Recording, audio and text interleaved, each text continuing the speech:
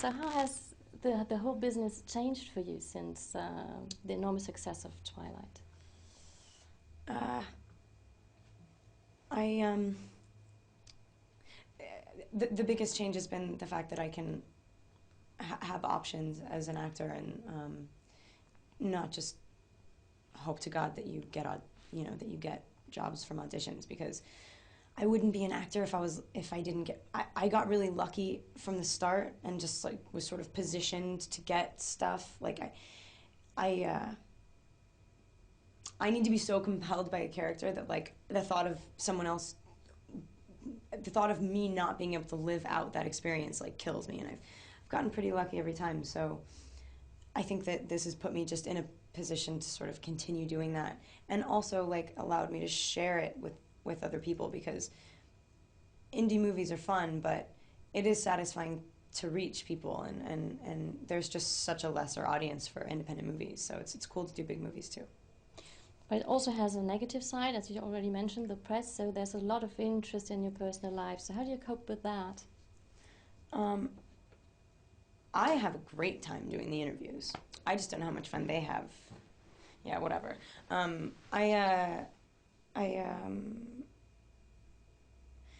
I mean, you don't. Taylor says it really well. You have to make adjustments, and you have to be self-aware. I mean, you can't suddenly think that you can just continue living like a normal person. I know that sounds weird, but I haven't changed who I am, and I haven't changed any of the things that I do. And you just have to sort of switch up where you do them. You know, like you just can't go to certain places. But I've now traveled the world. Like I know I've spent a couple days in these cities, and now it's not like I've like really been able to see them, but I know the places that I want to go back to, and I've got to meet and work with some of the most like people that make me want to do what I do.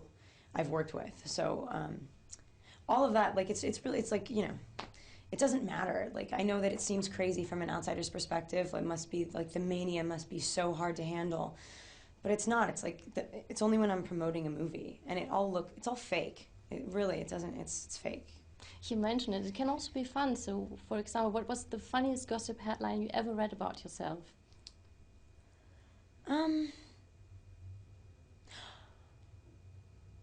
I was joking around in an interview, and somebody asked me if I was really scared of vampires, and I was like, oh yeah, I'm so scared of vampires. And then this entire story was written that like I'm actually like vampire, like I have a phobia. I've developed a phobia, and I like sleep with garlic on my bed, and like that's the funniest yet, definitely. But it's weird because I've grown up like looking at tabloids in the market. Like you go into the store and like all the like Brad and Angelina and all of that stuff. It's like I can't believe I'm one of those people now, because like sometimes the differing stories, like right now I'm both living with Rob and he's breaking up with me, and I think I may be pregnant as well and married. But we got married a couple times last year too. So it's like, okay, cool. What am I doing this week? It makes absolutely no sense. Let's talk about what you really do in the movie. So you do something a lot of girls will envy you for. You get to kiss both Robert and Taylor. So the comparison for you, who was better? Who was more fun? Who was more fun? I don't know. I mean, this time around, like, I've gotten used to, like, Edward and Bella have a completely different thing in this movie. They're not scared to touch each other. And in the first two, that was they weren't, he's not human.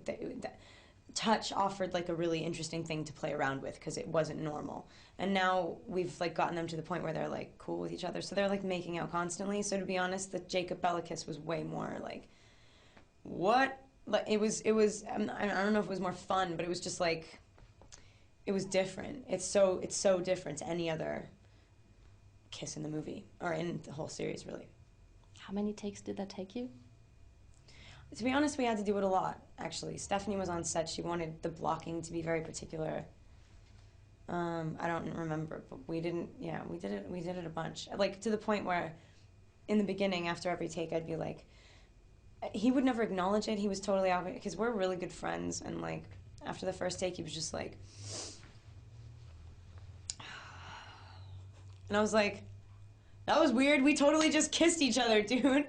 And then like I don't. By the end of it, I stopped saying that because it gets weird. Okay, thank you very much. Okay.